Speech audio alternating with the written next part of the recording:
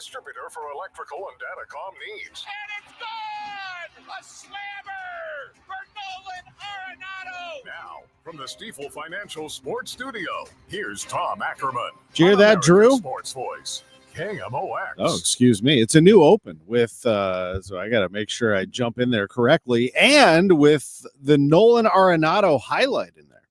Appropriate because Arenado is officially back. He reported to camp. I mean, he's under contract. It's not like he was going to hold out. There aren't any holdouts in Major League Baseball. But he has not been traded. He is back with the club, and we're going to hear immediately from Arenado right now. We're also going to hear from John Mozeliak and Ollie Marmol, the Cardinals manager, and their reaction to Arenado being back. He was not dealt.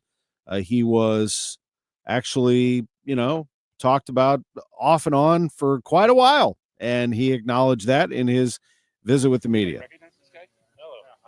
Here he is talking to reporters. How's it going? Good to see you guys too. Nolan Arenado in Jupiter. What has this process been like for you? It's been the talk of St. Louis. Obviously, they're looking for a place, and as you're the guy at Impact's kind of weeding through it, what's it been like for you? Yeah, I mean, obviously, there's been a lot going on this offseason, and there was a lot of truths out there. There was some lies out there. I try not to get caught up into it too much. I really focus on just getting ready for the season, and that's about it. There was a lot of things going on. There was always there's a possibility of me getting traded, and there's a possibility of me coming back, and I'm back, and I'm ready to go play ball. What are your feelings about being back? Talking to your teammates, they seem pretty happy about it. Yeah, obviously excited to see the boys. I love seeing some of these guys. I haven't seen them in a while, and it feels good to be in Florida again. And East Coast time's kind of throwing me off a little bit, but besides that, it feels good. I'm excited to get to work.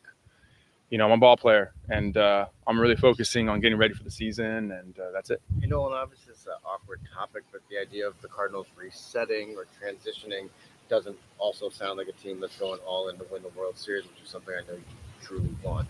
What's that been like for you? Yeah, I mean, I think the Cardinals are doing, I wish the direction was all in, of course. But is this what's probably best for the Cardinals? Probably. I think they do need to reshape some things here and do some things. But at the end of the day, I'm a ball player. I'm a Cardinal until I'm told I'm not. You know what I mean? And that's all there is to it. And I got a lot of work to do.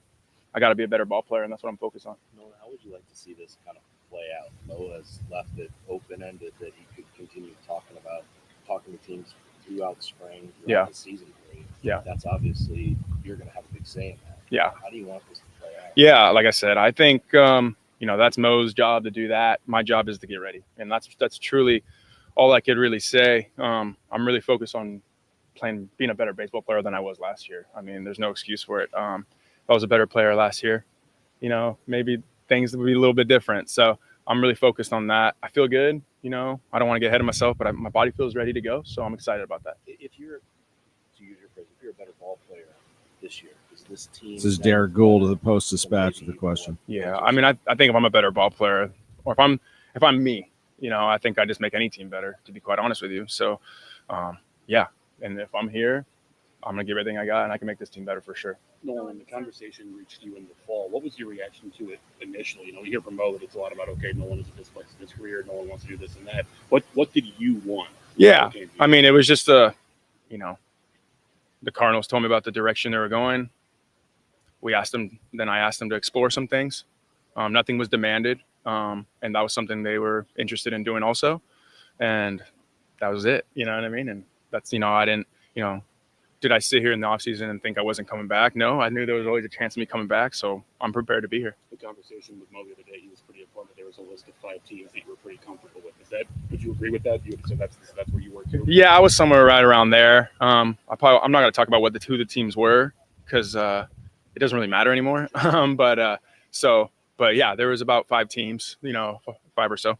Nolan, you said you're a St. Louis Cardinal until you're told otherwise. After months of uncertainty and not knowing where you're going to go, how's it going to be like for you to adjust to being here, and where's your overall mindset about that? Yeah, I mean, I think the one thing about this place, I'm very comfortable. I know it, and that's going to help me get ready for the season. I'm in the right place. I feel ready. I feel I have a lot to prove.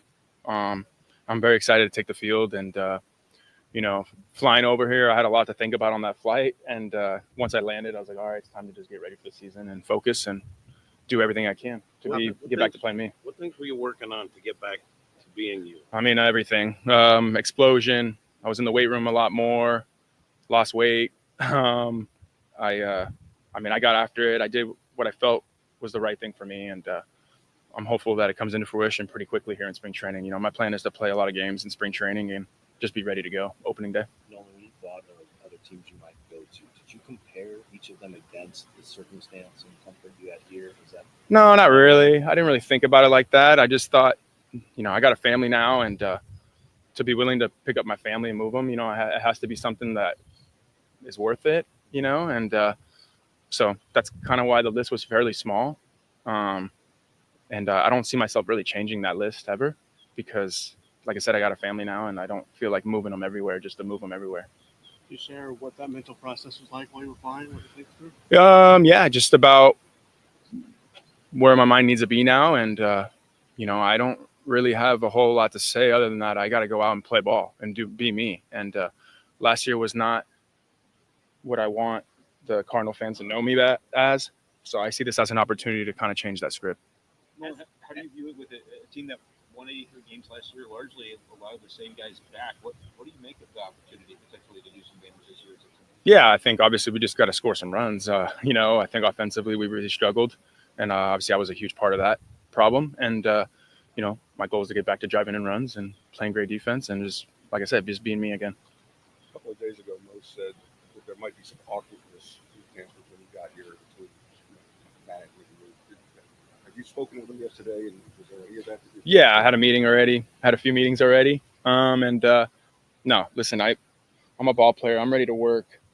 It's not awkward for my teammates and my coaches. And to be honest with you, it's not really awkward with the front office. They have a job to do, and I have a job to do, and that's the best way I could really put it. No one I know, Derek asked you about it. Take the ambiguity out of it. If Mo comes to you in a month or 2 months or 4 months and says, I have a deal now, are you open to that, or are you, let's play the season? Yeah, I don't know. I try not to, I don't even want to think that far ahead, to be quite honest with you, just because we're 5 months removed from last season and it didn't happen. So my mind is on getting ready and playing good baseball. I can't focus on things that I can't control right now. So, that's where I'm at. Thanks, Nolan. All right, there is Nolan Arenado with reporters just a little while ago in Jupiter, Florida. Matt Pauley providing that audio, and he's going to join us here in a couple of minutes. Sports on a Sunday morning. Check that off his list. He has visited with reporters and addressed the offseason trade talks. Just to recap, they did talk to teams. He was open to it, but he didn't go into the offseason thinking he wasn't going to be a Cardinal, knew there was going to be a chance to come back. And you heard the theme throughout. He wants to be himself. I want to get back to being me. I'm a ball player.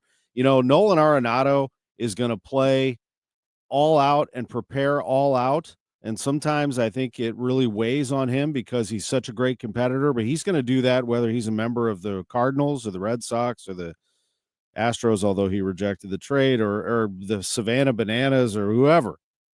Although he'd probably have to learn a dance number with the Savannah Bananas. But anyway, you get my drift. You get my point. He is trying to be, that is who he is. He's just a guy that wants to be great. And I really don't know how much this is going to affect him in that process of trying to be great. Now, whether he's a Cardinal at the end of the year or whatever, it's probably in his best interest not to let that get into his head. So he says all the right things there. We'll see how that affects the club. We're going to go to Matt Pauley next. Sports on a Sunday morning on KMOX from the Stiefel Sports Studio. Ever feel like there aren't enough hours in the day? If you get busy or miss your favorite show, don't worry. With Rewind, available exclusively on the free Odyssey app, you can stream your favorite shows on demand. You know your day is better with us. Get the news that matters to you from the local voices you trust. No matter what you're up to, give it a try. To get started, download the free Odyssey app and search for your station. That's AUDACY. Hey guys, Glover here from my friends at the Ophthalmology Associates. We are pleased to welcome Dr. Samuel Berry to the practice. Dr. Berry is a cornea surgeon with the latest knowledge and techniques for advanced eye care and treatment in the field. So what do we call them now? The doctors? No, just the best doctors to see for the best vision in St. Louis. Call 314-966-5000. We have treated more than 250 doctors, more than any other practice, which is why we're called the doctors, right? So I have been to see Dr. Bertie. My daughter Phoebe has been to see Dr. Bertie. We both love him. We thought the experience was fantastic. We have 3 locations with 3 great office staffs. The smiles are genuine. The concern is real. You will sit across from a doctor and have every single question you have answered, whether it's about a new prescription for your glasses or it's about LASIK surgery or cataract surgery. Just call 314-966-5000 or visit youreyedoctor.com for Ophthalmology Associates. When you've been hurt in an accident, you need a law firm that wins. Onder wins. For over 100 years, Onder Law has been winning for St. Louis. With over $5 billion in negotiated settlements and over $300 million in verdicts, Onder wins. Voted best law firm by STL Today 2 years in a row, Onder wins. Whether it's settlements, verdicts, or awards, Onder wins. If you've been hurt in a car accident, trucking accident, or hurt on the job, Onder Law will get you the money you deserve. At Onder Law, winning is what we do. So when the stakes are high, Onder wins. Call us today for a free consultation. We don't get paid unless we win for you. Dial 314 or 6189-million. That's 314 or 6189, then all zeros. Or visit us online at onderwins.com. The choice of a lawyer is an important decision and should not be based solely on advertisements. Past results afford no guarantee of future results. Every case is different and must be judged on its own merits. If you want jazz music, go to New Orleans. Bagels, New York. And for psychics, think California Psychics. You want the best, you go to the best. At California Psychics, home of free spirits and open minds, we know better than anyone what makes a good psychic. That's why we guarantee if your reading isn't life-changing, it's free. Visit CaliforniaPsychics.com and experience the joy of certainty. California Psychics. Seems everything costs more these days. Gas, groceries, and when's the last time you checked your wireless bill? Yikes. When it comes to Big Wireless, if you're staying, you may be overpaying. Here's how to get the same fast, reliable nationwide coverage without the big wireless bill. Switch to Consumer Cellular. Plans start at just $20 a month, and that's not a short-term promo. Our U.S.-based experts will get you switched and saving in about 20 minutes. Call 1-888-FREEDOM, visit consumercellular.com or a store near you, and start saving today. Plans include $5 credit for auto pay and e-bill. Hey guys, Glover here for my friends Mark and Neil Gelman from the Gelman team of eXp Realty. If you want immediate cash for your home or to see what your home is actually worth in today's market, find out for free from the local experts. 314-336-1991. Go to thegelmanteam.com. KMOX Weekend at your service. Sponsored by Air Comfort Service Heating, Cooling, and Installation. Welcome back to the Gray Bar Sports on a Sunday morning. Once again, from the Stifel Financial Sports Studio, here's Tom Ackerman on America's Sports Voice, KMOX. All right, great to be with you. This spring training report is sponsored by St. Louis Composting, Growing Gardens, and Making Memories, and by Norm's Bargain Barn and Wilkie Window and Door. And we're joined live in Jupiter, Florida by Matt Pauley. Thanks for your patience through the break. Matt, how are you? I am good. Good morning. Good to be on with you. It's always great to be with you. So, yeah, big news today. Nolan Arenado showed up early this morning, Starbucks in hand. A nice photo by Christian Gooden of the Post-Dispatch to get us rolling this morning. And he embraces Oliver Marmol, the Cardinals skipper. And we just played the audio that you sent. We appreciate that. What did you gather out of today? And while you're answering that, tell us the reaction, if you would. Kind of summarize what John Mozeliak and Ollie Marmol said. Yeah, so all 3 individuals did talk this morning. So Nolan got here. He had one-on-one meetings with Mo and with Ollie. Ollie talked a lot about how great the meeting was, how wonderful he thought that Arenado's mindset was. And I think Arenado in that audio you played kind of talked about that a little bit. You know, there was a narrative last week about, is there going to be awkwardness with him being part of this club after they had publicly put him in the trade market? I don't think there's any of that whatsoever. Everybody is embracing him. Mo openly stated that they feel like the team is going to be better with him than without him. I know fans are going to then ask the question, well, then why were they ever going to trade him in the first place? They they are going through this transitional period where they did want to give some younger players more of an opportunity. Having Arenado around absolutely is going to put a little bit of a roadblock to some of those things that they would have liked to have done. But now that he's here, the focus has very much shifted to this guy can help the St. Louis Cardinals win baseball games. Well, it was Mozeliak himself who said there would be an awkward moment and then they would all move on because they're grown-ups, and I think people just took the word awkward and ran with it. You heard it in the audio session there. The word awkwardness came out of Benjamin Hockman's mouth after he wrote a column that said, "Welcome to Awkward City." I mean, it was, a lot of it was talked about, but this is baseball we're talking about. And once that initial, like, oh, hey, buddy, and all that stuff was talked about, of course, they put their suitcase down when a player walks in, they unpack and they go play ball. And the guy's a player.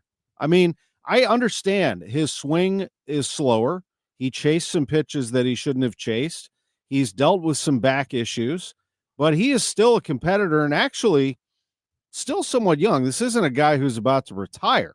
I mean, I think that with the right training in the offseason, sounds like he dropped some LBs, and looking at him, he looks like he's has dropped a few LBs. He'll pack on some weight during the season, but it's a pretty darn good player to add to your team, I would say. Yeah, physically, he definitely looks trimmed down. His offseason was spent in the weight room. It was also spent doing some things like, kickboxing and some other martial arts type things, with the idea that that's going to help him with his bat speed, actually. So the numbers are out there, and the bat speed numbers were not great this past year. So he went into an offseason and said, what can he do to increase bat speed? And by increasing bat speed, then he's going to be able to turn on the ball. He's going to be pulling the ball more. He's going to have more power, doubles, home runs, so on and so forth. So that was the focus of his offseason. And now he gets to start. We're now less than a week away from the first Grapefruit League game. He said he expects to play a lot of games this year in spring. So we'll start to see in less than a week whether or not those changes he tried to make in the offseason are going to bear fruit here going into the season. I think he's going to have a really good year. I think he will have a very good year. He's got a lot of pride. He's a battler, and he is going to have a good year as long as he stays healthy. Now, let's address the second elephant in the room now that we've had Arenado arrive at camp,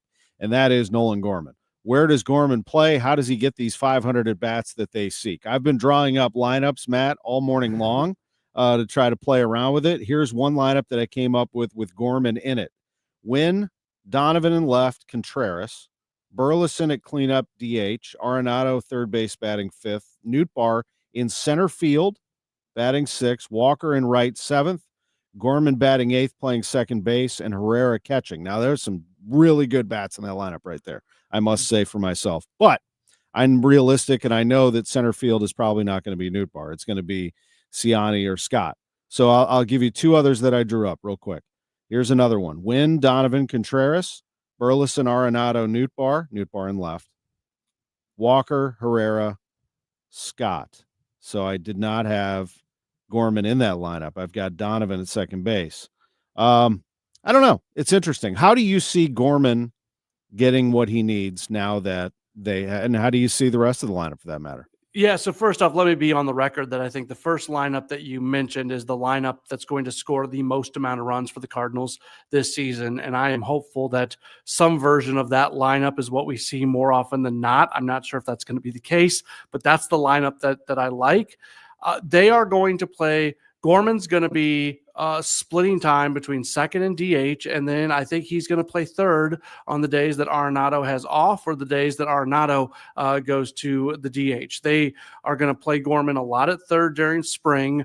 John Mozeliak made that very, very clear earlier today. They still want Gorman to get time at third. So if there's an opportunity to put Gorman in the lineup at third, he's going to be there. If not, he's going to be the second baseman or the DH. And nothing has changed in terms of them trying to get him those 500 to 600 plate appearances. That is still one of the number one goals of this season for the Cardinals. And it's when Ali was asked about it this morning, he said, look, Gorman's superpower, the thing that that's going to push him is his power. So as much as they want him to be a well-rounded player, as much as they want him to improve from a defensive standpoint, for Gorman this season, it's about being in the lineup. And whether it's second, third, or DH, they're going to make sure that he's in the lineup just about every day. What else have you learned from spring training today? What are we looking at in terms of workouts? And let's switch over to pitching. How's the depth there? Yeah, so today is kind of the actual pitchers that are throwing today. There's just a handful of them. Most of them are kind of guys who have been either in the minor leagues or, like a Nick Anderson is throwing today. He's a non-roster invitee. Tink Hence, Quinn Matthews, some of the top prospects are throwing today. But the guys who are guaranteed of big league jobs, they essentially are off today or throwing side sessions. Sonny Gray and Andre Palante are going to throw on the side today. Things are going to really pick up tomorrow when it comes to the first full squad workout, and that's when we're going to start having a lot more fun out here, and these live BP sessions are going to include a lot more hitters. From a pitching standpoint, they continue to want to stretch out as many guys as possible, and then if those guys are going to be earmarked for the bullpen, they'll transition as spring training goes along.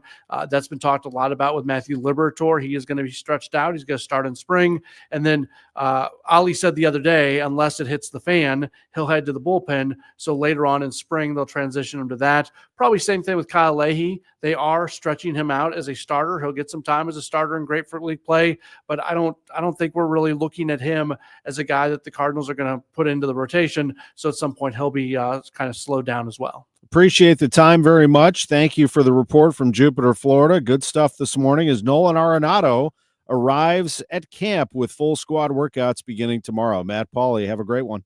All right, thanks. We have some big stuff coming. Josh Schertz, head coach of the Billikens, at 10:30. Kenny Wallace on the Daytona 500 at 10:45. Lutz Pfannenstiel in studio at 11:05. John Mozeliak at 11:30. And then Bernie Miklasz will wrap it all up for us at 11:45. Big show, sports on a Sunday morning. A lot more to come. Stay with us. We're back right after this. Prescriptions require an online consultation with a healthcare provider who will determine if appropriate. Restrictions apply. See website for details and important safety information. Price varies based on product and subscription plan. Hey guys, let's talk ED because millions of men experience it, but not everyone can access or afford treatments like Viagra. Well, Hims can help. Through Hims.com, you can get a full range of treatment options for ED, including daily or as-needed meds through a 100% online process. It all starts with an online intake form. Get started at hims.com/joy, and from there, a medical provider licensed in your state will determine if ED treatment is right for you. If prescribed, your medication is shipped to you for free. Find the ED treatment that fits your needs with options up to 95% less than the brand names. Millions of men experience ED, but Hims can help. To start your free online visit and save up to 95%, go to hims.com/joy. That's hims.com/joy for your free online visit. HIMS.com/JOY. $5,000. That's the average amount of money people in the U.S. are now spending on gas in a year. $5,000. That's crazy. If you drive, you have to download Upside, the free app that gives you cash back every time you get gas. That's right. You can earn real cash back with Upside just by buying the gas you're already buying. You can literally start earning cash back today. I use Upside every time I fill up, and I've already made around $200-$300. You're putting gas in your car anyway. Why not get real cash back? If you like free money, download Upside. I'm saving the cash I earn from using Upside to help pay for a vacation later this year. Download the free Upside app now to earn cash back every time you buy gas. Use promo code LANE to get an extra 25 cents per gallon on your first tank. You can cash out anytime right to your bank, PayPal, or a gift card for Amazon and other brands. Just download the free Upside app and use promo code LANE for a 25 cents per gallon bonus on your first tank. That's code LANE for a 25 cents per gallon bonus. They're good. Gooder than you can imagine. And you can assure me that they've got it going on. Most of St. Louis thinks so. But my lips are turning blue. Are they fast? My darling, Jerry Kelly can install a new furnace tomorrow, no matter what day tomorrow is, even if we call late night. You are my hero. Technically, Jerry Kelly is your hero, but I'll take it. JerryKelly.com. They're fast and they're good and they got it going on. JerryKelly.com. Have you dreamt of a career as a police officer, but thought your tattoos were holding you back? I'm Officer John Van Gordon, recruiter for the Springfield, Missouri Police Department. Whether it's one small tattoo or a whole sleeve, you can have visible tattoos and still pursue your dream serving your community. We welcome you to apply for the Academy starting soon. You're dedicated and hardworking. That's what we're looking for. To learn more, visit gospd.com. That's gospd.com. royalbanksofmissouri.com. Brought to you by the Springfield, Missouri Police Department. Royal Banks of Missouri is your community bank with locations throughout St. Louis, St. Charles, Northeast Missouri, Granite City, and Jerseyville, Illinois. A bank branch is not far away. Royal Banks brings in experienced staff and products and services designed to meet your professional and personal financial needs. Investing in our communities, one client at a time. Call 314-212-1500 today. Royal Banks of Missouri, member FDIC, and equal opportunity lender. Looking for a new home or to refinance your current mortgage? Royal Banks of Missouri wants to be your home buying partner. With a local staff that will guide you through the process, Royal Banks is an experienced mortgage lender that you can trust. There's still time to lock in on a low rate. Call 314-212-1500 today. Royal Banks of Missouri, where better service means better banking. Member FDIC and equal opportunity lender. Welcome back to the Gray Bar Sports on a Sunday morning. Once again, from the Stifel Financial Sports Studio, here's Tom Ackerman. We are America's Sports Voice, KMOX. Oh, that thing's going to catch me every time, Drew. The new rejoiner with the pause, but it is solid as can be. I'll tell you that. We're joined by the Billikens coach, Josh Schertz, who I'll bet you could host radio all day long. He's terrific. How are you, Coach? How's it going? If maybe a second career, Yeah, that was like worked out. That was like my equivalent of a lane violation right there. You know. Absolutely. Yeah, that was a money time mistake. Now listen, it's got to adjust. You know, I mean, these are change is hard. Yeah, no doubt. Billiken Report sponsored by Royal Banks of Missouri, and Coach Schertz is with us. Coach, I'll paint a picture for you. I was in Oxford, Ohio yesterday. Friday night, I was there, brought my daughter there. She has breaking news here. She has chosen Miami of Ohio as her college choice. Wow. Yeah, thank you. Excited about that. What a great school it is. Great sports tradition. Yeah. Anyway, I was at a sports bar and I had Indiana UCLA on one TV. I had SLU Loyola on the other. I was in absolute heaven. I mean, what a great night, eating food and having a cold one. Had my daughter across from me and enjoying myself. As it turned out, you know, college basketball is hard, and we love it, but it is an exhilarating ride and sometimes very painful. Both my teams, Indiana and SLU, ended up losing. It's a tough sport. I have to imagine one hand sitting there with a French dip and a beer, on the other being the coach of a basketball team. I just don't know how you all do it. I mean, going from exhilaration to watching that thing slip away has to be tough, and having to process that and turn the page on that after that.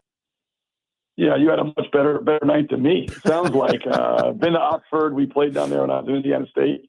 Awesome campus, amazing school. Your daughter obviously must have got brains from her mother to get in there. That's pretty hard academic school to get into. So I know she didn't get that from you. So that's no right. chance, you got that right, buddy. Yeah, she's that. Congratulations on that. No, it was. Look, it was. It's a hard sport, and the reason that losing is so painful. I mean, everything is always two sides of a coin. Winning only feels so good because losing feels so bad. If losing didn't hurt as much as it does, winning wouldn't be as exhilarating as it is. And, I think as a coach and hopefully as a player, that's why we try to stay so focused on process and the process of what it takes to be good and not, ride the emotional roller coaster. I think there's a big difference between, a competitor's mindset and an observer's mindset, and fans and media and everybody around. I do that as a fan of other teams. You ride the emotional roller coaster. Exhilarated when you win, disappointed when you lose, and you're up and down. I think when you're coaching or playing, you can't do that. You got to stay locked into your process, and that allows you to kind of keep steady when you're going through good times and when you're struggling like we are now.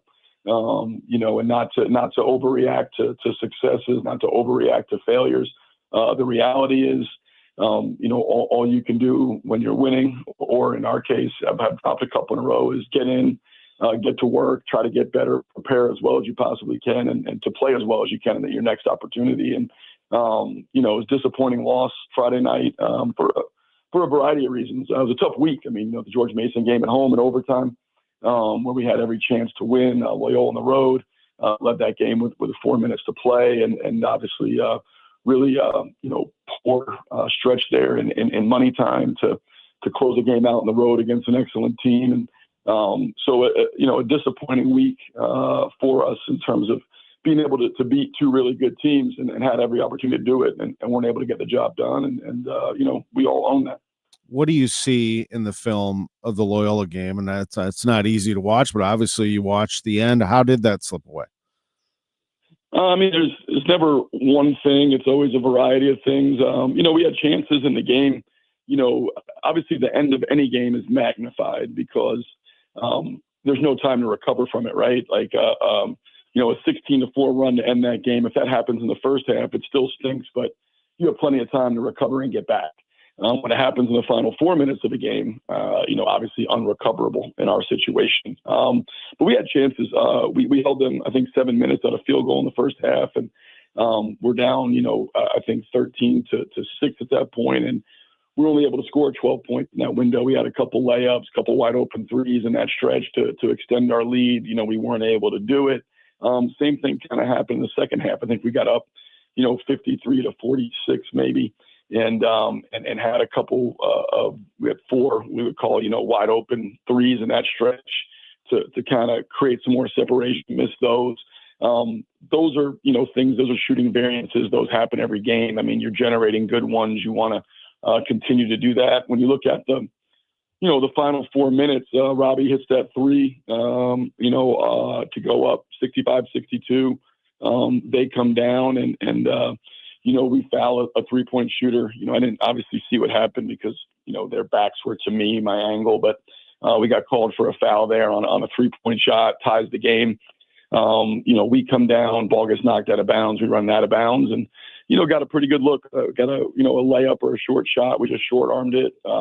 They came down and we had a defensive breakdown. We went underneath on Sheldon Edwards on a pitch and he bangs a 3 to put them up 3. We come down, get fouled, have a 1-on-1. We missed the front end of a 1-on-1, and then we have another defensive breakdown off a baseline screen. We're late, coming through. We take a bad route. We don't switch it out, which we could have.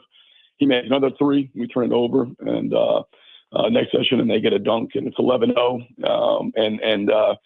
That was, in those, we call them money time, moment of truth, whatever you want to call it, their final 4 minutes.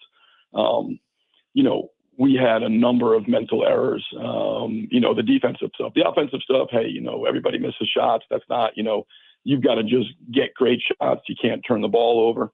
I thought, in that stretch, two of the couple, obviously the got a short shot and a foul. We did okay offensively. It was the defensive end, the breakdowns in that end, and you got to close games with stops, whatever the scenario is. And we had a number of mental errors there in the final 4 minutes on the defensive end, and that's ultimately what cost us. And you losing the game to George Mason, which I was in attendance for, after before Avila had his great game against Loyola, 19 points, 13 rebounds. He had a monster game against George Mason. That was one that got away from you. You had a chance to win it. And on one hand, you could look at it as a missed opportunity against the number 1 team in the league, but I kind of like what you said afterwards, where you spun it to say, look, we can compete with anybody in this league now. I mean, not that we didn't know that before, but now we do. So the A10 tournament is coming. And can we win that tournament? Yes, we can. We're going to have to play better. But you do now know VCU, Dayton, George Mason, not to leave anybody out, but they're all teams that you can compete against and beat. Yeah, I mean, you look at the top 4 in the league right now. I mean, it's Mason, VCU, Dayton, and Loyola. We've played all those teams. We're going to play 3 of the 4 of them twice. And we know. I mean, we played Mason OT. We split with VCU. Dayton was a 2-point game late. And so I don't think the chasm is like some sort of bridge that we can't build. We can't cover, and bridge. I do think we can bridge that gap. But we got to get better and we've got to play better. And just importantly, we've got to do a better job of making people play poorly. I think so much of people look at winning as how you play, but half of winning is making the opponent not play well. And, if you look at, 4 of our last 5 games, I mean, we're still, number one in the league, as of today and, in 3-point defense, but, our 3-point defense and some of that shooting variance, that is a part of the game. But, we gave up double-digit made threes to St. Joe's, Dayton, and as well as, these last 2 with Mason and Loyola. And you got to credit Loyola, like I said, down the stretch, their shot making, and the same thing with George Mason. What they were able to do, made 15 threes. Some of that is, and we've had games where it's gone the other way, where we've maybe been the beneficiary of some of that. But, we got to be better. But it is a gap that we don't think that there's a team in this league that we can't beat. I think 2 things can always be true. We're shorthanded in terms of roster, but we certainly have enough to win any game we play, and we believe we can win any game we play, and we're showing that. Up to the first 36 minutes at Loyola, I thought we played pretty good basketball. We had, at that point, I think we had 10 turnovers. I think we were, against a good defense at 65 points with 4 minutes to play. Same thing with George Mason. We scored 70 points in regulation. I thought our overtime offense there really let us down. I thought our defense was pretty good. Had 1 breakdown, which they made the 3 there by Maddox, but where we were a little late to close out. But, in terms of that game as our offense, this game as our defense, we just got to be better at the end, because in this league, I do think the margins are very small. It's not like there's this, we're getting beat 25, we're not competing. Like, the games are going to come down to that final 3-4 minutes. Our ability to execute in those moments of truth when pressure's at its highest on both ends of the floor is where we got to make the biggest strides if we're going to have a chance to kind of get over the hump. Saturday the 22nd, 3 teams are going to be playing in the city. You got City playing on Saturday night. The Blues will be playing right before that Saturday evening. And at 1:30, SLU will tip. I would strongly recommend you get in there, get that going before you head to the other contests and see the Billikens take on Rhode Island for a 1:30 tip. Should be a good one against Rhodey. And we always appreciate you, Coach. Thank you so much for the time this morning. Appreciate it, Tom. I'll talk to you soon. Congrats to your daughter, and look forward to seeing you this week. Thank you, buddy. Appreciate it. There's Josh Schertz, head coach of the Billikens, with us on KMOX. We will take a quick time out. When we come back, Kenny Wallace on the Daytona 500. He's been down checking things out. Back in a moment. Join Mark Patrick Seminars. Lose the weight and stop smoking. Early bird specials, $49.99. Seminar Sunday, March 16th, Aviator Hotel and Suites, South I-55, St. Louis. Weight loss, 11 a.m. Stop smoking seminar, 2 p.m. Or Monday, March 17th, 4 Point Church in St. Louis, Fairview Heights. Weight loss, 5:30 p.m. Stop smoking seminar, 8 p.m. You know Gray Bar for electrical parts. But there's one more thing you may not be thinking of us for that can help maximize your next project's total value. Our pre-project planning services are designed to help you win the bid, save on labor costs, and keep your installers productive across your entire build. The sooner you call us, the better. Because when we're there from the beginning, we can anticipate your needs and help you solve problems before they become problems. Yep, Gray Bar does that. It's Tom Ackerman for Ophthalmology Associates, the doctor's doctors, 314-966-5000 or online at youridoc.com. Now Taxes is using Credit Karma, where a TurboTax expert can do your taxes for you. They'll get your refund so you can do more with it right in Credit Karma. Now this is taxes. Intuit Credit Karma with TurboTax. See guarantee details at turbotax.com/guarantees. Experts only available with TurboTax Live. If you want to know what's happening with your St. Louis Cardinals, then you need to get the inside scoop from the Gas House Gang. Every weekday at noon, Tom Ackerman, Matt Pauley, Kevin Wheeler, and Bernie Miklasz break down the latest Cardinals news with analysis only true experts can bring. Live on the KMOX YouTube channel and KMOX Sports on X, and replayed weeknights at 8 on KMOX. The Gas House Gang, sponsored by Saliga Heating and Cooling and Game Day Men's Health on your home of the St. Louis Cardinals. KMOX. In Missouri, farming isn't just a profession, it's a purpose. You can feel it in our 27 million acres of farmland. You can see it in the nearly 41,000 Missourians who work in agriculture. You can hear it at our farmers markets. You can count it in the $93.7 billion it brings our state. And you can taste it at your family's dinner table. A lot of farmers in our state rely on Bayer's tools and inventions because Bayer has a purpose too, to help farmers thrive. Learn more at go.bayer.com/purpose, paid for by Bayer. Hi, this is Charlie Brennan along with Dr. Colleen Bosler from the Audiology Center. Doctor, when should somebody typically get a hearing evaluation? You know, Charlie, the simple answer to that would be at age 65. However, there are some contributing factors that might make people more at risk for hearing loss. Some people with a history of noise exposure or a family history of hearing loss, or those suffering from tinnitus, those people should come in to have their hearing evaluated at age 60. And of course, anyone noticing difficulty hearing or ringing in the ears should come in as soon as they notice these changes.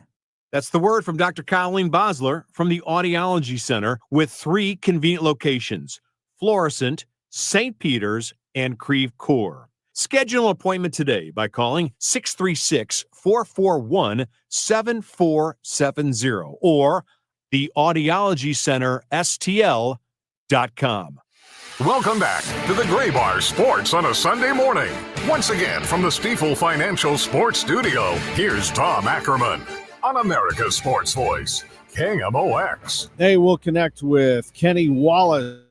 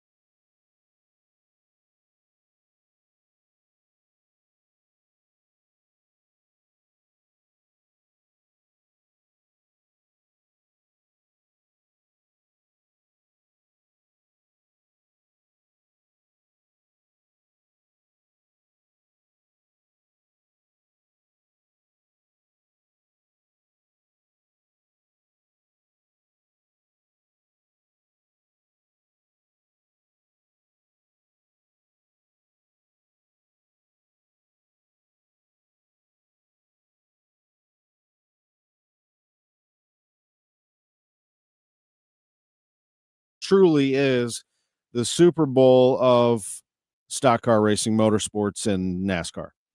Yeah, today is the 67th running of the Daytona 500.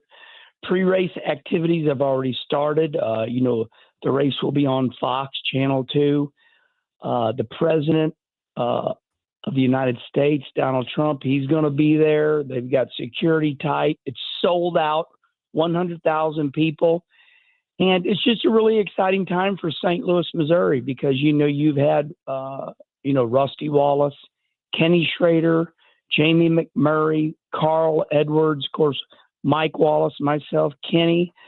St. Louis is full of NASCAR tradition. And of course, in September, we will have the NASCAR playoffs right here in St. Louis at Worldwide Technology Raceway. So today is a really big day, not just for the Daytona 500 and racing across America, but for St. Louis. It is. I never know who's going to win this thing. I mean, you could sit here and we talk about favorites all day long, and then it seems like every so often an unsung driver comes up and grabs it. Yeah, it really is. It has turned into a race that you don't know who's going to win. And here's why. Years ago, we used to be able to craft these race cars, and we used to be able to cheat them up a little bit. It would make it through tech, but everybody had something that nobody else had. Dale Earnhardt Jr., his car had a little special motor in it. The rear end was a little different. So, the Earnhardts and the Pettys, they ruled. But that's because they were good drivers, but they had better cars. Now, you're exactly right. Nowadays, NASCAR has created this new car called the Next Gen. And this car, everybody's got the same race car. Now it comes down to the great teams being able to tune the cars a little bit. And, you never know. We've seen a lot of surprise winners. And people say to me, Kenny Wallace, who's going to win the Daytona 500? I said, go down to the casino and go on the roulette table. There's really 37 numbers because you got 36 numbers on the roulette, but then you got, 2, the 0 and the 00. That's 38. That's close enough.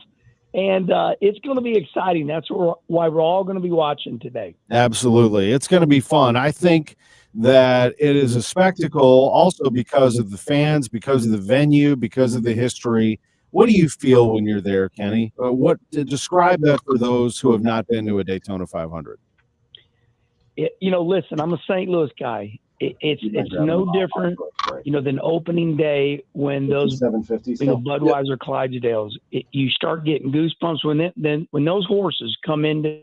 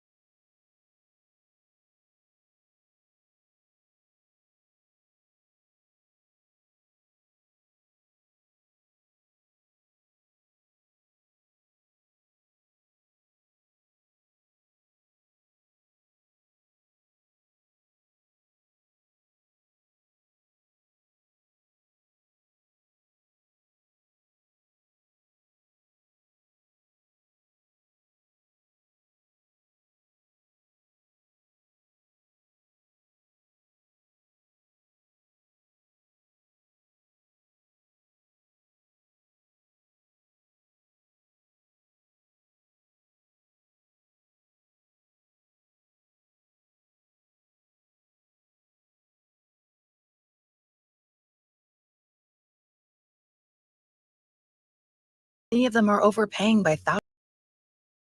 GLP-1 medications for diabetes, weight loss, and more may not.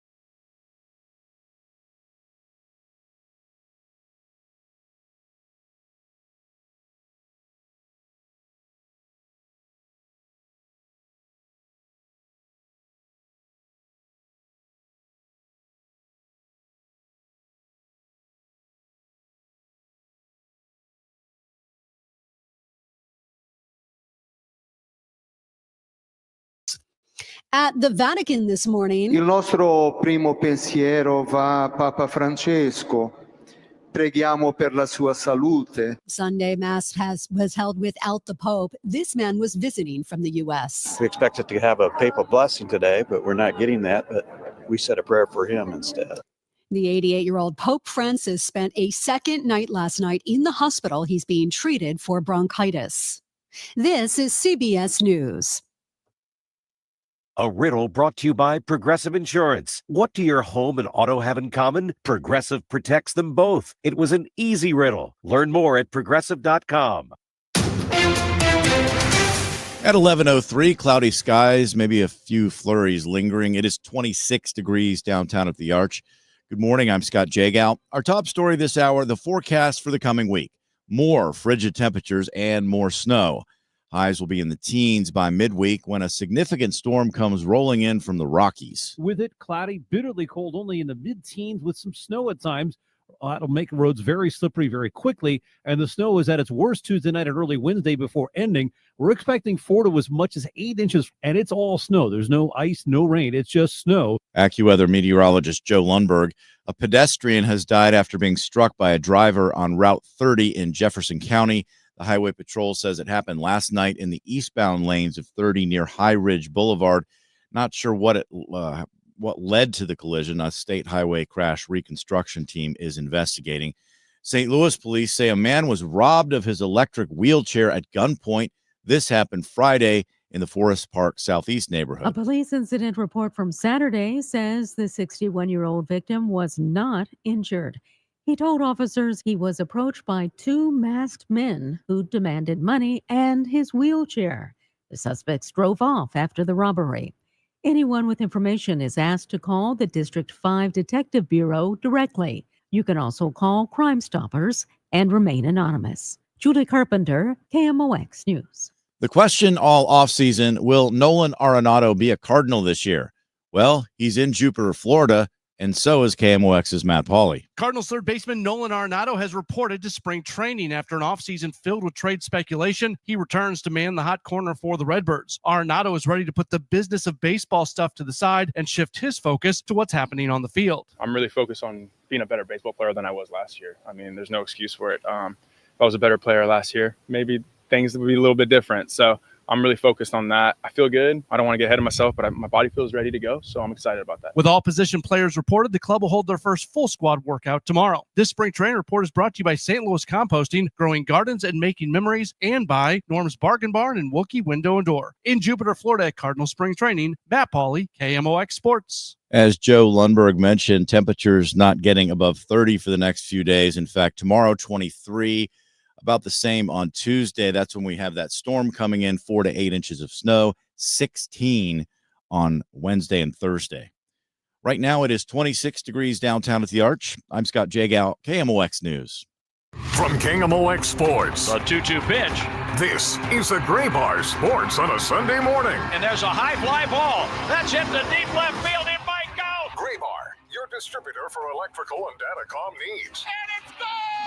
A slammer for Nolan Arenado! Now, from the Stifel Financial Sports Studio, here's Tom Ackerman on America's Sports Voice, KMOX. What does Scott Jagow have in his forecast for Saturday? You know what? I don't even care. I really don't even care. You pack 22,000+ in there. You get some of those beverages flowing. No one's going to care. They put the ski coats on, the warm hats on. They're going to be good to go at Energizer Park. Hand warmers. Get it going. City's going to be hosting Colorado on Saturday night at 7:30 on Y98 FM. And joining us in studio, this is a first for sports on a Sunday morning, but certainly not the last, is Sporting Director Lutz Pfannenstiel. It is great to see you. Good morning. Yeah, it's great to see you and not to hear you all the time. You know, it's better to have an eye contact as well. This is much better. This was something we discussed after the Energizer Park news conference, actually. I was very honored to be asked to host that, and we said, well, why not? Let's go in studio. You suggested it. We talked about it. I like it. You're right down the street. If I turn around here, this building is blocking me, but I would see Energizer Park from here. Yeah, I could just walk down. It wouldn't be that cold, to be honest. Yeah, it's a little chilly out there. So let me get your thoughts on that first off, since I brought it up. Playing in this kind of weather, because it will be frigid. It looks like it's going to be down into the teens on Saturday. I'm not sure that's going to stop the crowd, but what is it like to play in that kind of temperature? You know, when we opened the stadium against Bayer Leverkusen 2022, it was just as cold, and I think people enjoyed every minute of it. It's the first game of the season. I think the wait was so long that it doesn't really matter how cold or hot it is, or if it rains down or snows down, dogs and cats. I think everybody wants to be there and see that first game. And that's the same for the players. You know, I think once you kick off, you don't feel any cold, or you just want to be out there and win. The only thing is Colorado. I think they're used to a lot of snow and a lot of cold. But as I said, it doesn't matter. It's the first game of the season. We prepared a long time. We prepared really hard. We worked hard on the field and in the tactical room as well. And we can't wait to get it going. How is training going? You've been in California. Yeah, we've been in California, and actually we are still in California, only I'm not. Because of the weather condition, we left the team back actually in California to have some proper field conditions for the next few days. And then we have our last sessions here in St. Louis when it comes towards the weekend. So we've flown with a few players today to have our season opening event in the factory in Chesterfield. And I think, the preparation was really good. In Florida, we did struggle with the weather. It was really cold for Florida. It was raining. It was about to snow. It didn't, but about to snow. California was perfect. The field conditions are great. The weather is always good. And we having the opportunity to play against good MLS teams out there. So you know roughly where you stand. Results don't really matter. You want to try things. You want to figure out what to do, how to do, who can play what as a secondary position. So lots of little bits and pieces, and it has been great. I'm sure it has, and it's a different look under new coach Olaf Melberg. How has that been in terms of implementing what he wants to do and what you want to do? Yeah, when we signed him, it was pretty clear that we will do not what I want to do, but what the club wants to do. So when I came here in 2020, we had a clear philosophy, we had a clear DNA, what we want to do, and that's what we did from day one. But nothing is completely set in stone, and there is obviously always a little wiggle room in how you want to implement it. I always say there is the non-negotiables, and that is the hard work, that's the pressing, that's the high intensity. But when it comes to formation, when it comes to different, as I said, different details, then the coach should have that freedom. And in the end of the day, it's about winning football games. So we still believe in our identity. We believe in that what we did in the first 2 years, and we just want to improve every year, bit by bit, to actually achieve that what the city wants us to achieve, and that is being a strong contender, a strong team in the MLS. You always had this style of being aggressive, pushing it. I would say pushing the issue and trying to apply that pressure. Is that still what City is all about? Still the same. The only thing which we adjusted was, and I think for us, the summer window was the big one. We added 6 players, and I would say most of them, or nearly all of them, are big impact players. You saw how Hartl, Teuchert, Becher, how they really impacted when they came. So it was now not to just, again, pump in 5, 6, 7 new players just for the sake of it. We just wanted to be smart in adding 2, 3 players, which in the detail makes us better, where we see room of improvement, where we see little gaps. And I think we did that with Timo Baumgartel and Konrad Wallem. And let's see the next few days. There is still quite a few weeks before you closing the transfer window. And if there is something coming in or something going out, that's never decided. But obviously we try to keep the group together like it is right now. So nothing really changing from the idea, from the style of play. But I think you will see us defensively a bit better organized, and you will see us attackingly just the same as we did it the years before. How do you view the center back position right now? I have some good numbers for you. I didn't even have to write it down because they kept me awake for like 6 months last year. We played last year, we played 11 different center backs. And we played a back 4. So there's only 2 starters as center backs. We played 11 different ones, and I don't even know the different pairings we had. It was a crazy situation last year with too many injuries. We moved players in, we moved players out, and I think now we are definitely not thin on the center back position. We have 6, 7 nominal center backs, but I think we also need that year, not just simply because of fitness reasons, but because the way also we play. And for us, I think the center back position is the key to get stability on there, to get a certain consistency as well. And with Nielsen, a very experienced player, Kessler, for me, one of the top defenders in the league, now also Timo Baumgartel, but also the other guys who were here, like Yaro and Hibbert. I think we have a really, really good cover there in all areas. And I think Roman Bürki, he's probably smiling at home right now and knowing that we're having a better structure when it comes to our defensive setup. Is he your leader? Could you ask for a better leader than Roman Berkey? He's definitely our leader. He's our captain. He's the face. But I believe strongly, and regardless how good Roman is, and he's the best in the business, we need more than one leader. We need players who are not just good when the game is flowing. We need players who really get in there when things are not going well, who say something to the players, who be active in the changing room, who keep communication, not just with the players, but also with the coaches. And if that all comes down to just the goalkeeper, who is pretty far away from the rest of the action, I think then we are not in a good shape. So we need players who step up. We need players who want to lead. But at the same time, we need to create leaders.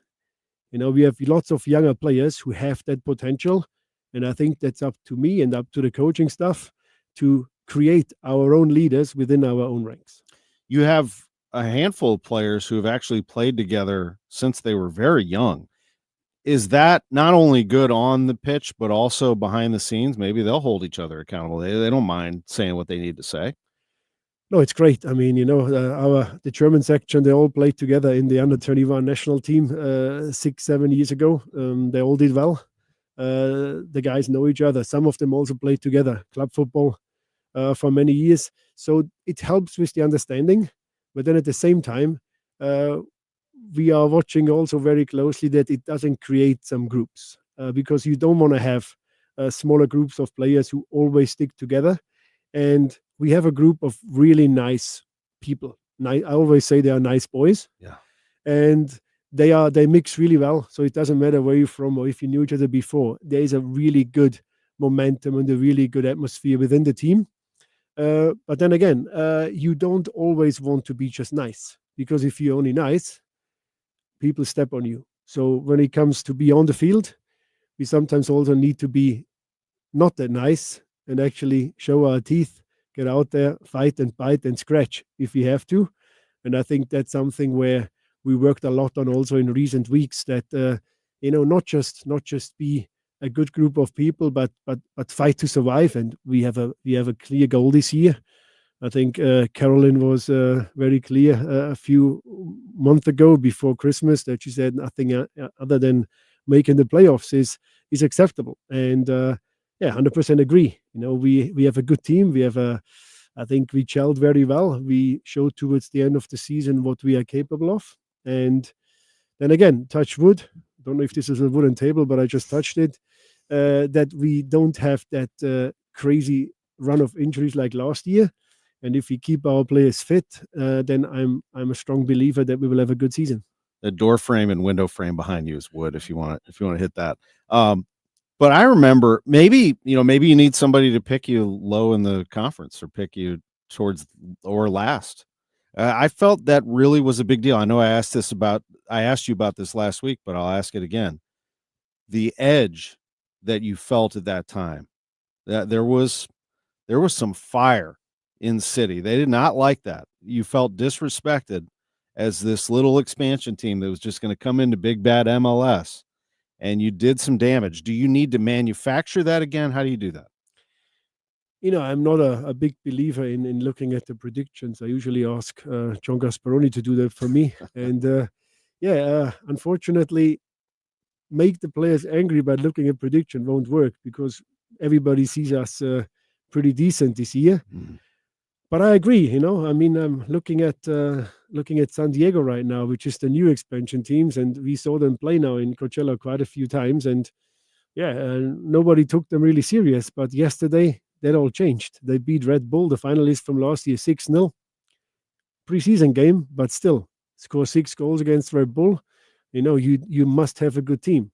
So I'm pretty sure they got angry early on when people don't take them serious. If I think back there 2 years ago, it was great for us, because not just me, everybody felt underrated. Everybody felt disrespected. Everybody felt, well, I'm going out there and I show you what we can do. And looking at the team we started in the first 2-3 games, and looking at our roster now, there is not that many players left, because we did overperform in year one, simply because everybody wanted to prove everybody else out there outside St. Louis wrong. And I think for this year, it's a similar thing. We underperformed last year, and regardless of any excuses we can make with injuries or whatever it was, we didn't achieve the goal which we had. And let's be fair, looking at numbers, if you win the Western Conference in year one and you don't make the playoffs in year two, nobody really cares about what were the circumstances. The only thing what people care about is that we didn't make it. And that's my opinion as well. So I'm still pretty much pissed off about it, and I think it's a new year. It's up for us to prove ourselves new again. And I think that's the beauty, Tom, that bringing in a new head coach who doesn't really care who did what before, because he gets his own impressions in a 6 weeks or 7 weeks preseason. I think that is the way players have no choice to sit on the sofa, smoke a cigar, and say, well, I was great 2 years ago. Olaf Melberg, he can't care less. He wants the team to be successful. He doesn't care about names or goals from the years before. He cares about that, what he sees right now and in preseason. So everybody needs to prove themselves. Everybody needs to show themselves at their best. And, it's a nice saying. You only make a first impression once. And that's the same thing when you bring a new coach. Nothing else counts anymore. And I think that's kept the players on the toes during preseason. This is Lutz Pfannenstiel, sporting director, St. Louis City SC. We'll take a quick break. John Mozeliak, Cardinals president of baseball operations, is going to join us a little bit around 11:30. Bernie Miklasz, 11:45. We'll come back, finish with Lutz right after this. You are listening to Sports on a Sunday Morning from the Stifel Sports Studio. When you've been hurt in an accident, you need a law firm that wins. Onder wins. For over 100 years, Onder Law has been winning for St. Louis. With over $5 billion in negotiated settlements and over $300 million in verdicts, Onder wins. Voted best law firm by STL Today 2 years in a row, Onder wins. Whether it's settlements, verdicts, or awards, Onder wins. If you've been hurt in a car accident, trucking accident, or hurt on the job, Onder Law will get you the money you deserve. At Onder Law, winning is what we do. So when the stakes are high, Onder wins. Call us today for a free consultation. We don't get paid unless we win for you. Dial 314 or 6189-million. That's 314 or 6189, then all zeros. Or visit us online at onderwins.com. The choice of a lawyer is an important decision and should not be based solely on advertisements. Past results afford no guarantee of future results. Every case is different and must be judged on its own merits. Life is challenging and ever-changing. Take control with passive income through real estate investing. Learn how, learn now. Let Del Walmsley and Lifestyles Unlimited's investors and mentors show you. Meet Del's team and get educated now at Lifestyles Unlimited. Text the word radio to 88007. That's radio to 88007. Join for just $297. Lifestyles Unlimited. Text radio to 88007. That's radio to 88007. $5,000. That's the average amount of money people in the U.S. are now spending on gas in a year. $5,000. That's crazy. If you drive, you have to download Upside, the free app that gives you cash back every time you get gas. That's right. You can earn real cash back with Upside just by buying the gas you're already buying. You can literally start earning cash back today. I use Upside every time I fill up, and I've already made around $200-$300. You're putting gas in your car anyway. Why not get real cash back? If you like free money, download Upside. I'm saving the cash I earn from using Upside to help pay for a vacation later this year. Download the free Upside app now to earn cash back every time you buy gas. Use promo code LANE to get an extra 25 cents per gallon on your first tank. You can cash out anytime right to your bank, PayPal, or a gift card for Amazon and other brands. Just download the free Upside app and use promo code LANE for a 25 cents per gallon bonus on your first tank. That's code LANE for a 25 cents per gallon bonus. Since 1991, St. Louis has served as the gateway to the best men's basketball tournament. Arch Madness. Experience buzzer beaters, madness, and Missouri Valley Conference glory. And it begins here. The 2025 State Farm MVC Men's Basketball Tournament, presented by Credit Union One and Great Southern Bank, tips off March 6th through the 9th. Celebrate 35 years of Arch Madness. Get your tickets now at archmadness.com. Join Mark Patchy Seminars Lose the Weight and Stop Smoking. Early bird specials $49.99. Seminar Sunday, March 16th, Aviator Hotel and Suites, South I-55, St. Louis. Weight loss 11 a.m. Stop smoking seminar 2 p.m. Or Monday, March 17th, 4 Point Church in St. Louis, Fairview Heights, Fairview Heights. Weight loss 5:30 p.m. Stop smoking seminar 8 p.m. Farming's hard. To feed the world, farmers have to work the land, brave the elements, and fight the battle against weeds. Weeds reduce crop yields, so prices go up and everybody gets less to eat. But 50 years ago, farmers got a new tool to fight weeds, glyphosate. It kills weeds while protecting the harvest. Time and again, it has been approved by the EPA and by leading regulatory bodies around the world. It helps enable practices that reduce erosion and keep soil healthy, which is good for the earth. Farming's hard, but it's a little easier with glyphosate. Learn more at go.bayer.com/glyphosate. Paid for by Bayer. Welcome back to the Gray Bar Sports on a Sunday morning. Once again from the Stifel Financial Sports Studio, here's Tom Ackerman on America's Sports Voice, KMOX. We'll take you to the bottom of the hour with Lutz Pfannenstiel, Sporting Director, St. Louis City SC, joining us in studio. We really appreciate this. I just love what you've done to St. Louis just in general in reviving the soccer culture. And I know it's not just you, it's the whole organization, from Carolyn Kindle and the Taylor family all the way down. But there is something special going on. People not just talking about City, and we see that. We see the logo, we see the banners, we see people coming to the games, but soccer is been given a new life. You have youth soccer players in this town that now see a professional team playing at this high level, and the dream of stepping on the pitch and playing for your hometown team is real. It is real, and I can see it already. Do you feel that when you're around talking about the academy? Yeah, I mean, 100%, because to be honest, to go back when I came, it was, I am just really thankful to Carolyn and the Taylor family to give me the opportunity to build something from scratch on an idea which was based on my experience I had from playing all over the world, but also running 2 teams in the Bundesliga. So it was a unique opportunity. And for me, the academy and City 2, they are simply not really looked at that much as they should be, because everybody looks at the glamour product, which is MLS. And I do understand it's a beautiful, best stadium in the country, great players, everything is top level. But then, especially in my capacity as a sporting director, I need to look into the bigger picture. So the first team is great, and this is the priority. But we should always remember that a priority only can work out if we're having the right foundation set. And I put so much work to have a top academy in the country before we even kick the first ball. When it comes to the coaching style, when it comes to coaching education, when it comes to give local players opportunities, we so far didn't see it necessary to go like other teams, scout all over the country, buying youngsters and bringing them into the system in the age of 14, 15, 16. I think we have so much potential here with our local kids that we have to really nourish that and cherish that and appreciate that. And look at the way so far we performed in City 2.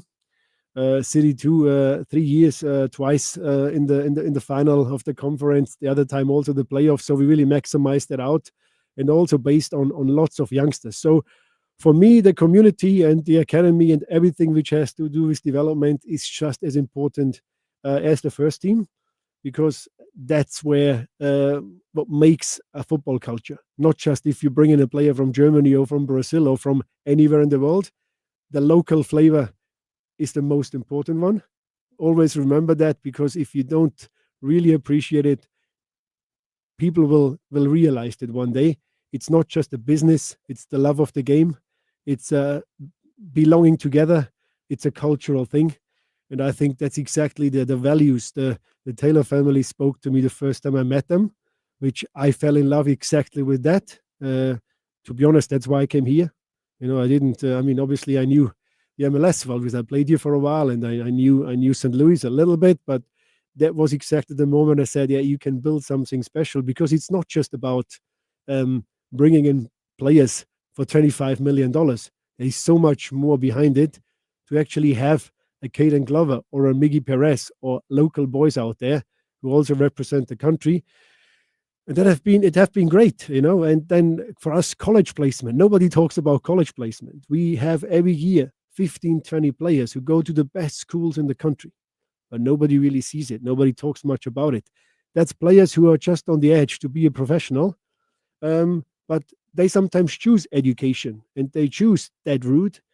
And it's brilliant to see a kid from St. Charles who never thought he will be actually playing organized football, playing now for Virginia on a full scholarship, that actually I get goosebumps because that's an achievement. And if we care, people out there in the community, they realize that the club cares not just about the Saturday game live against Miami with Messi, but there is so much more to it when it comes to football than just that one moment every week.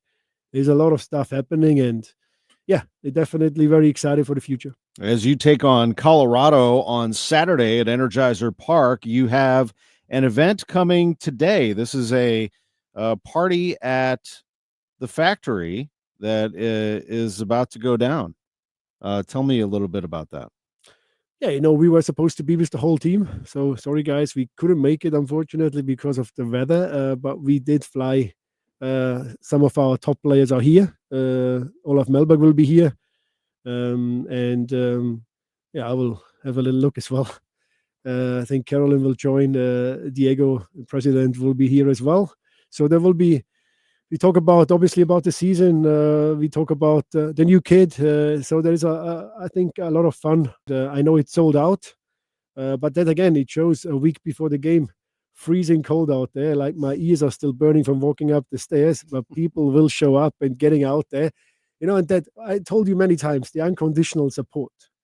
That is something which St. Louis makes, for me, playing in so many clubs and working so many clubs, that unique kind of feeling I have to the city, because if the Blues doing well or not so well, people are there. The Cardinals are playing, people always support. And the same feeling we have here. There is always this love of the game and this unconditional support. So, it's a unique sporting culture, and I'm very proud actually to be here and be part of it. There is no sports region in the country like ours. There are some that may claim to be the best. We have claimed to be the best. There's nothing quite like our experience and what our fans are all about. Sunday, 2 to 4, that is today at the factory. It is an event that, as you mentioned, is sold out, the limited capacity. So next time around, you're going to have to get in there. Taylor Twellman's going to MC. That's pretty awesome. So looking forward to that. Looking forward to carrying. We are honored to carry your games on Y98 FM. We love carrying them and all the programming here on KMOX. It's a treat to have you in studio. Let's do this again. Sounds good. Looking forward to it. Lutz Pfannenstiel, Sporting Director, St. Louis City SC. A little extended visit in studio with us. Coming up next, we go back down to Jupiter, Florida. The Cardinals president of baseball operations, John Mozeliak, will be with us. You're listening to Sports on a Sunday morning on KMOX. Get dressed for the 10th anniversary of Jet Men's Fashion Week, February 16th at Energizer Park. It's a great event, raising awareness for men's prostate cancer through men's fashion.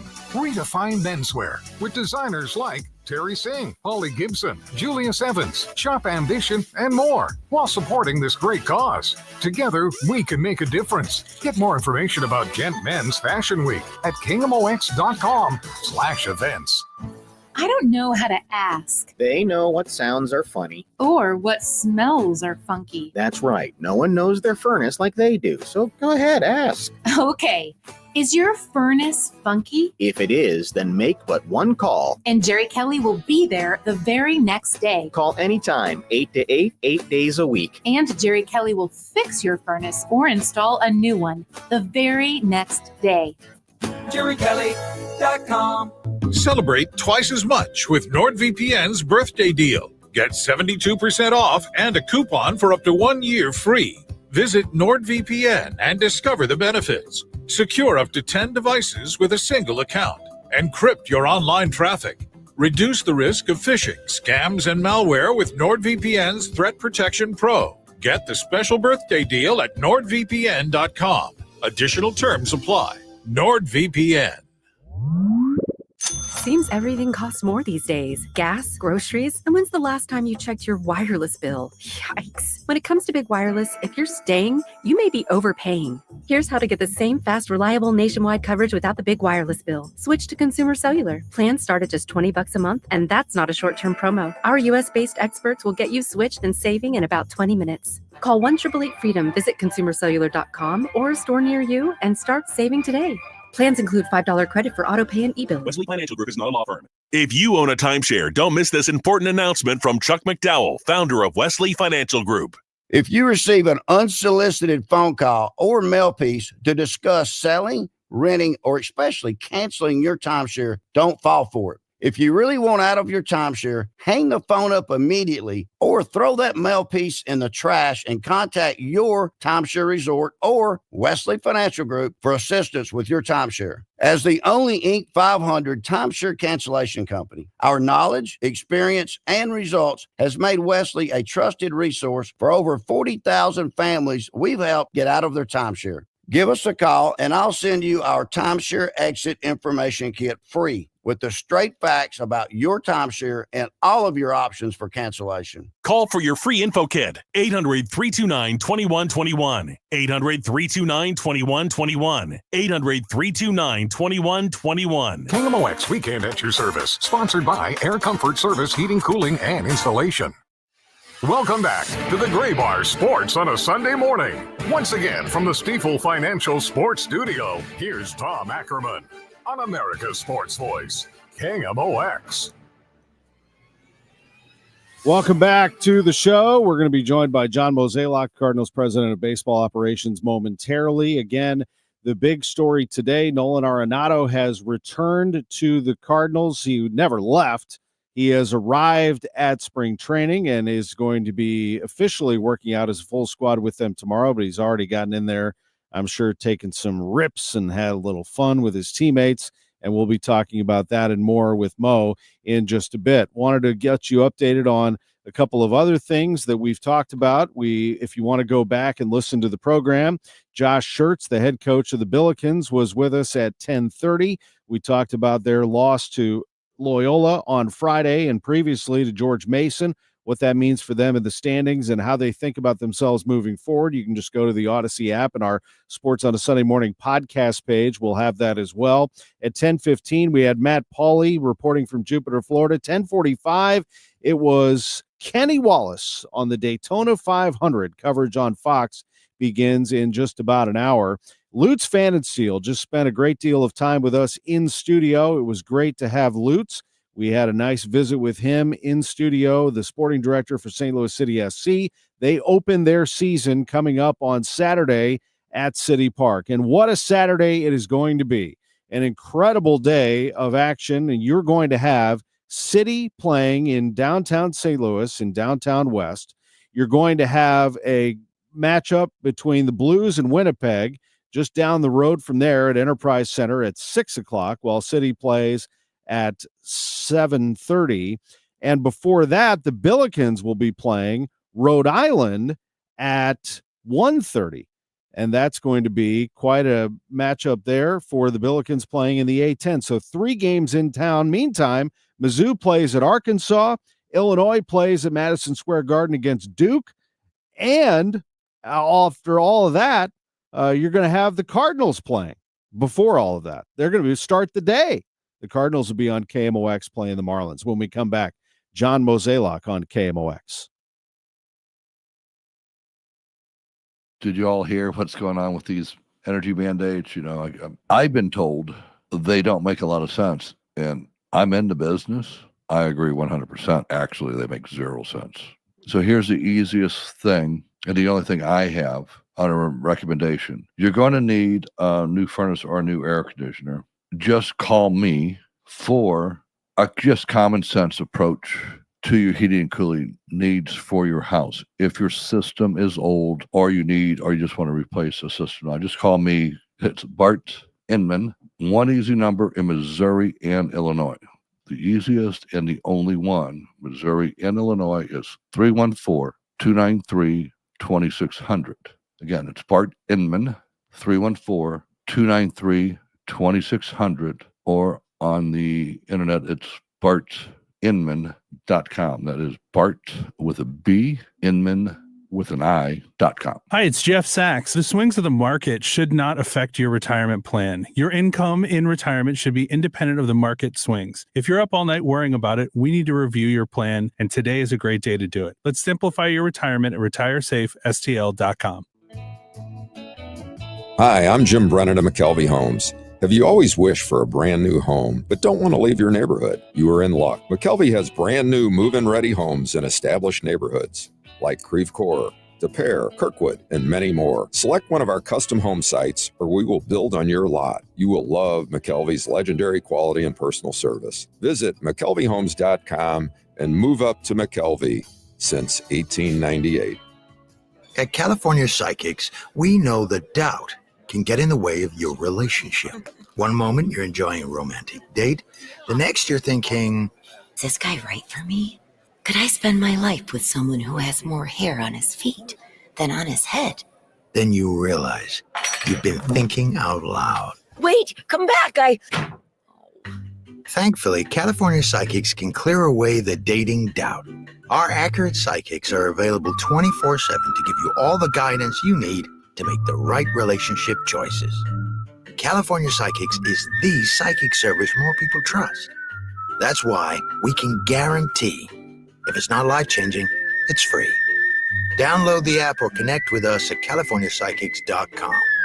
Right now, new customers receive 80% off their first reading. I can smell love in the air already. Experience the joy of certainty. California Psychics. Welcome back to the Gray Bar Sports on a Sunday morning.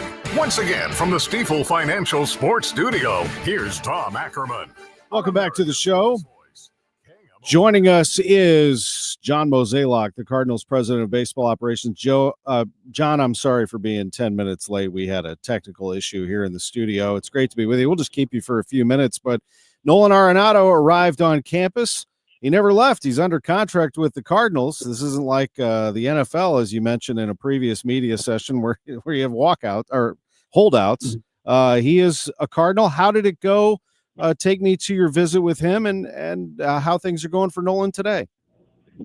Well, yeah, a couple things. I mean, obviously it really did sort of like occupy a lot of our attention over the off season. And I think a lot of people were speculating that we would get something done. And, unfortunately, we weren't able to do that. But when I say it that way, I kind of feel like, what are we thinking about? Because, having Nolan on the club is still exciting. And ultimately having an all-star third baseman is not the worst thing in the world. So, over time, we'll see how this works. But I will say this, my meeting with him this morning went great.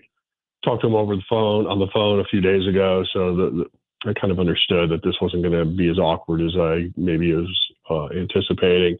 And overall, I think he's happy to be back in Florida, happy putting on his jersey. And, I think he, stepped on the dirt today. So he was excited about that, took some swings, looks like he's in really good shape. And I think he's highly motivated to, change his career arc. So, we'll see how things play out, but early impressions were very positive. Yeah, I don't doubt his motivation. He is something else when it comes to putting a lot on his plate and preparing, and he creates a lot of firepower in the lineup, no doubt. If there is a top shape Nolan Arenado, it does obviously raise the question of the youth movement. It's a little early to start making claims as to where you're going to go there, but certainly the flexibility of moving Nolan Gorman around, I would think would be appealing to get him the at-bats he needs.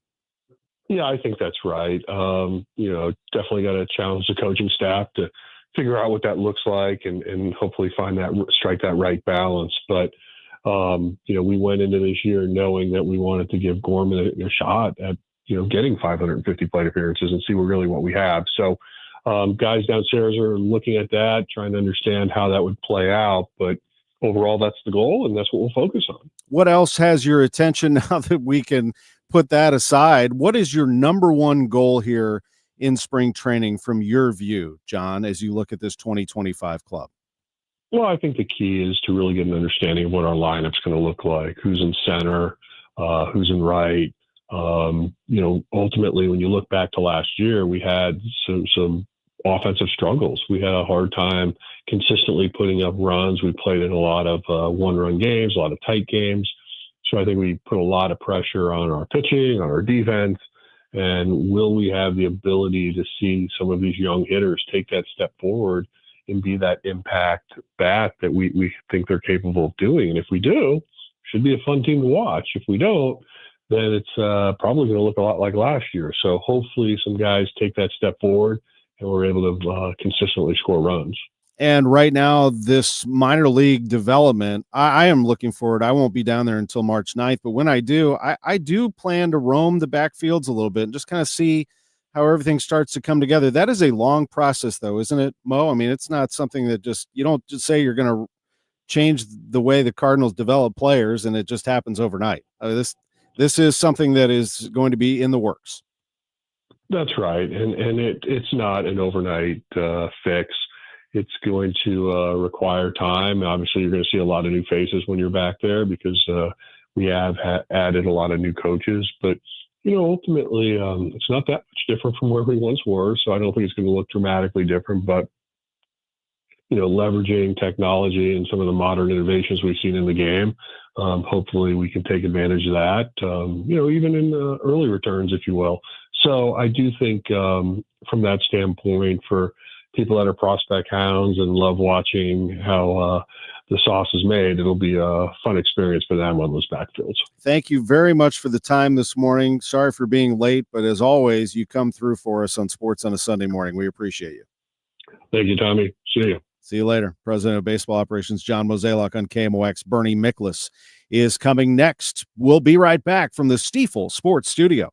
Start the new year off right with your best vision for 2024. This is Megan Lynch for Ophthalmology Associates. Now's the time to schedule your annual eye exam. It's what I'm doing for my entire family. The doctors of Ophthalmology Associates are experts in diagnosis and treatment of diseases of the eye. Doctors Greg Birdie, Ranjan Malhotra, Robert Brusati, Andy Royer, and Samuel Berry. Call for an appointment today, 314-966-5000, or you can get more information at youridoc.com. One of the conditions they can test and treat is dry eye. When the furnace is running, you're at greater risk for dry eye disease. The doctors of Ophthalmology Associates can prescribe the perfect eye drops to prevent and treat dry eye. Ophthalmology Associates is located at 12990 Manchester Road, a half-mile west of I-270 on eastbound Manchester Road. Call Ophthalmology Associates 314-966-5000 or youridoc.com. Charlie Brennan with Dr. Colleen Bosler from the Audiology Center. What can people expect when they visit one of your doctors at the Audiology Center? Expect a friendly greeting and a waiting room stocked full of refreshments. But more importantly, a patient should expect that they're treated on an individual basis. We are not retail, and we pride ourselves on our medical model. Each hearing aid is catered towards each patient's unique needs.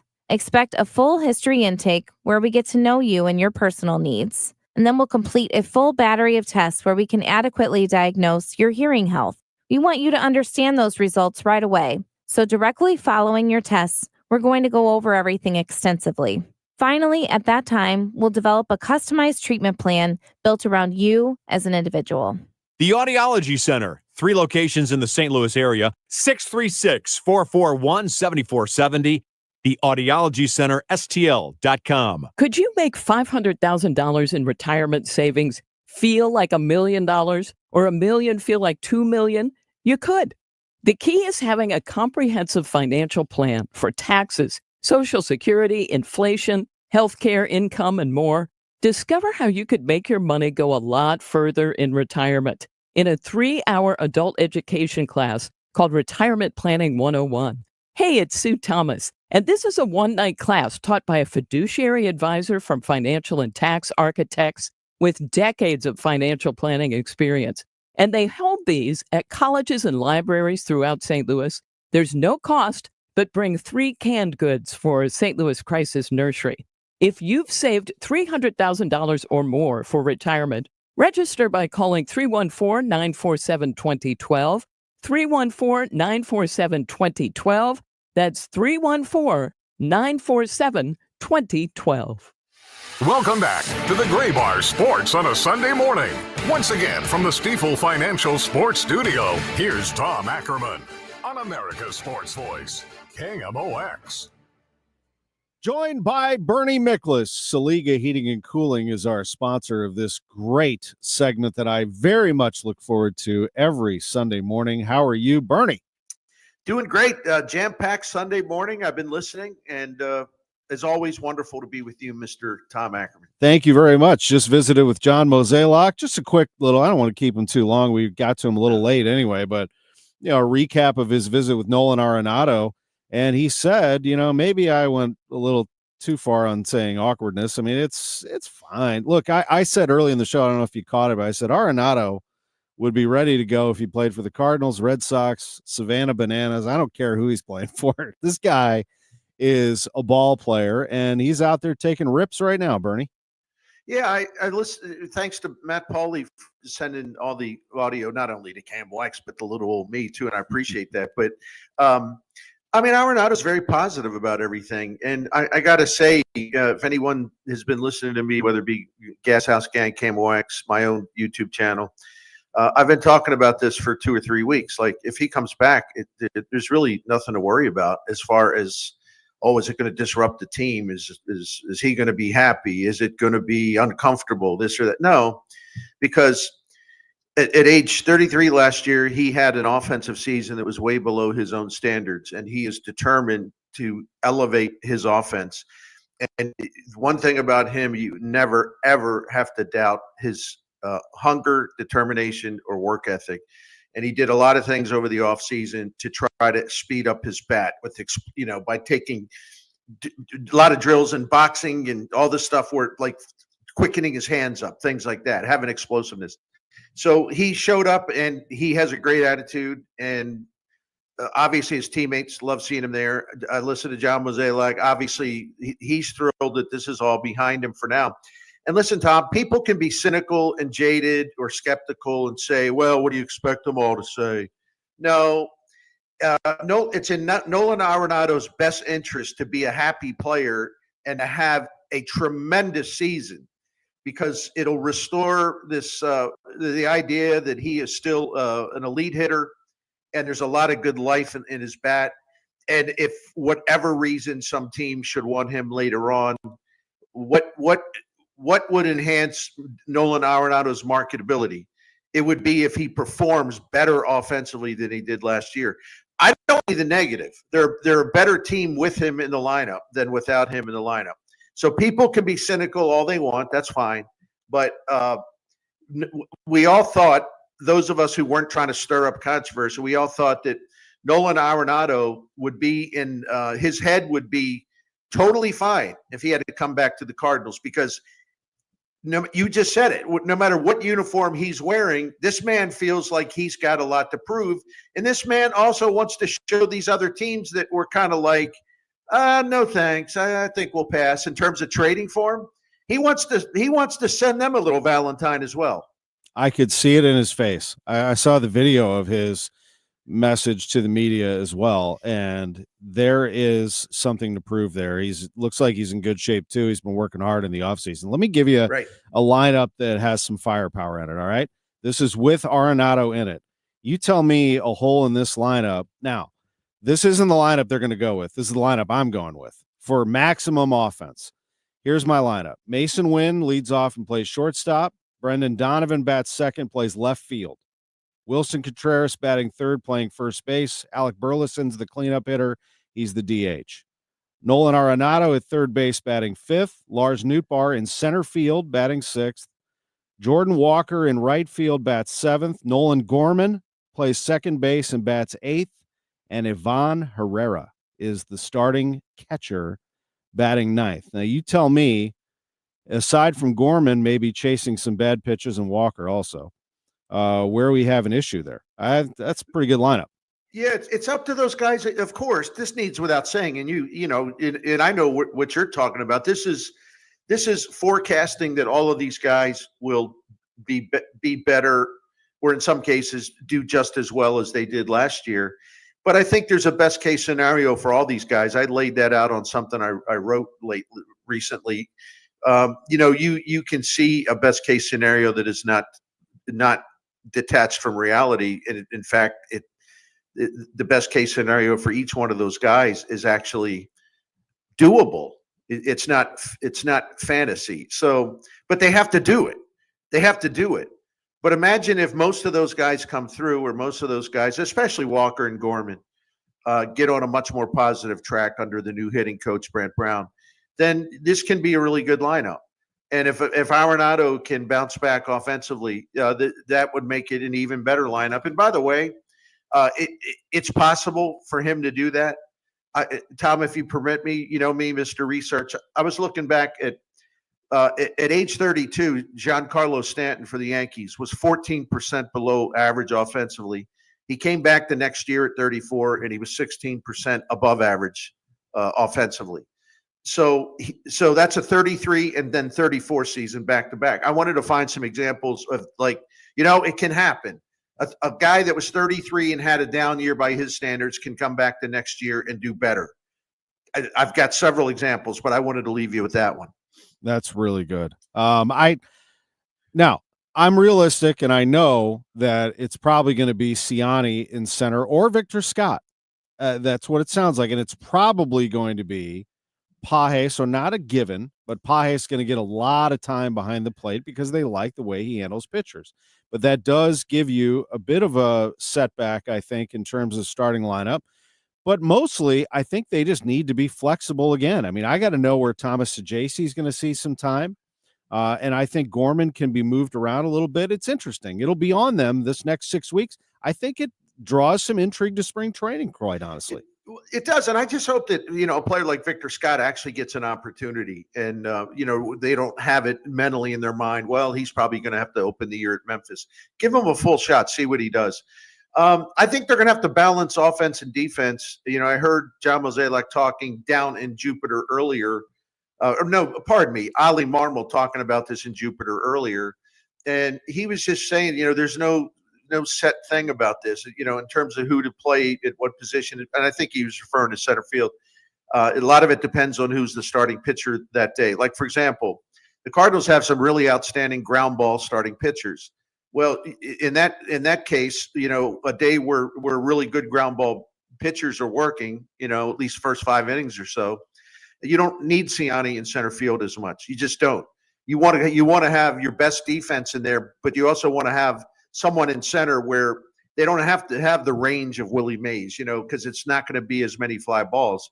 They're going to have to be really smart about how they deploy their guys and balancing offense and defense. But with Ivan Herrera, me, I'm pretty rabid about this issue. What I don't understand is how they expect him to improve defensively, and he's worked really hard on it.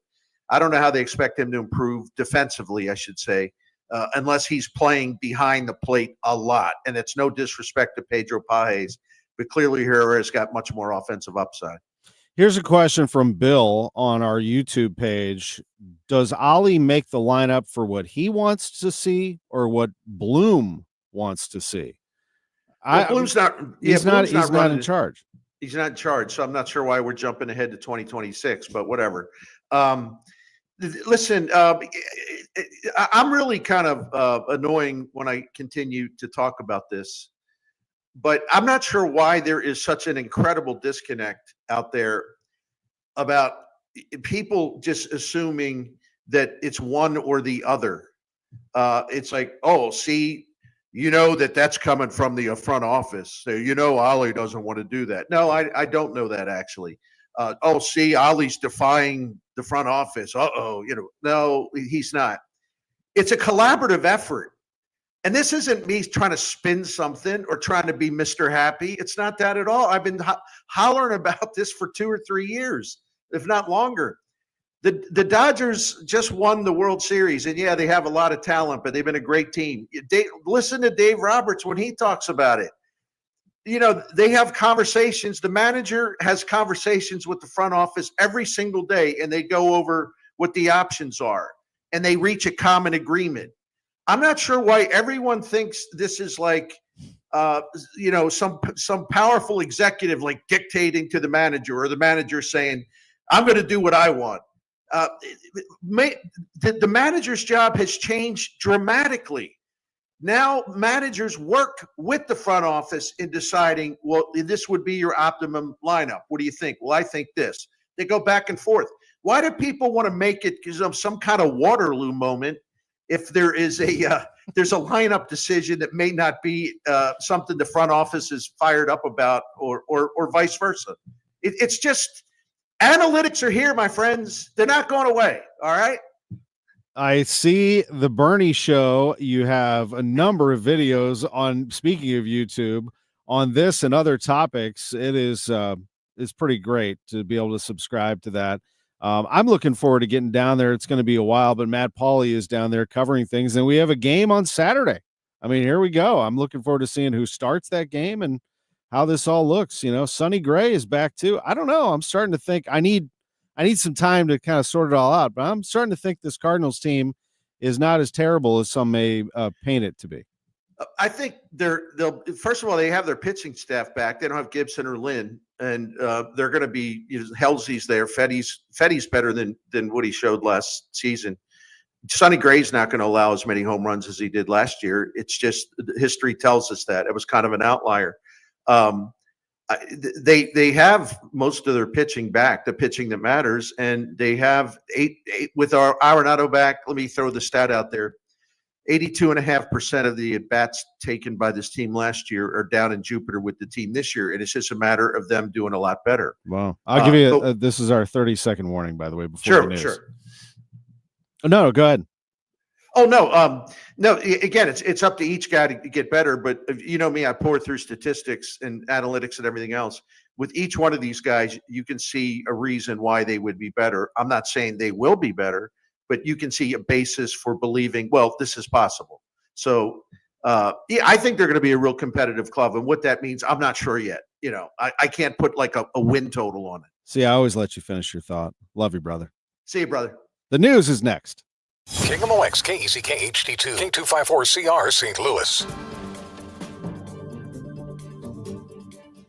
I'm Stacey Lynn. President Trump's special envoy to the Middle East will be heading to Saudi Arabia tonight, according to Steve Witkoff.